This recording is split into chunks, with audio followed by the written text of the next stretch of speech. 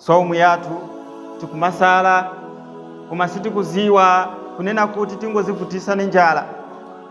Pale anthu ambiri tingosala koma chonsecho tingopitulapo njala chifukwa saumu yatu ikumapita kwa Allah ili yoonongeka.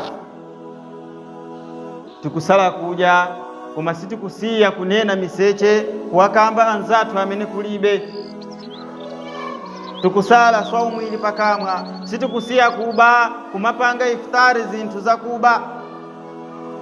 Tikusala Ramadhan koma sitikusiya kupondereza anzathu titasala saumu pakamwa tiziwe kunena kuti saumu imeneyo ipita kwa Allah subhanahu wa ta'ala ili fumbiro kaloka tikaipeza siku la kiyama ili yonyasa.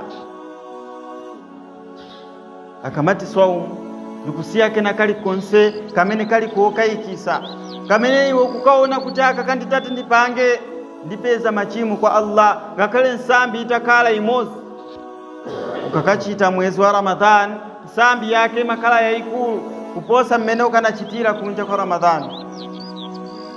Timaziona kuphweka chifukwa choti tikukhala ndi moyo tindi tanzi tikumaziona kuphweka.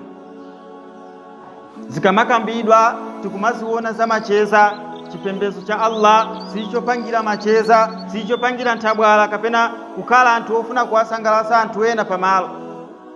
Ikafika nkani yadi timakhalapo serious chifukwa ndikukamba kwa Allah subhanahu wa ta'ala. Allah kati ittaqullaha ndi ittaqullaha ufuna usafune anakulenga Allah ulipaziko la Allah.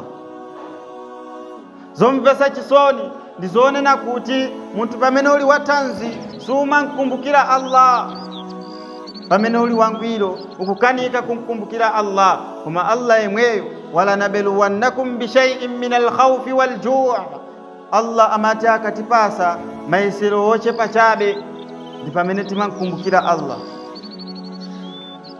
Kachakuja tinali nako Allah akangutichosera kata ndi pamene timayamba kumkumbukira Allah kumapita ukaswali siku lililonse kasano pasiku pena mpaka ka 7 kumene kuti Allah akuchitire chifundo chifukwa uli mmavuto.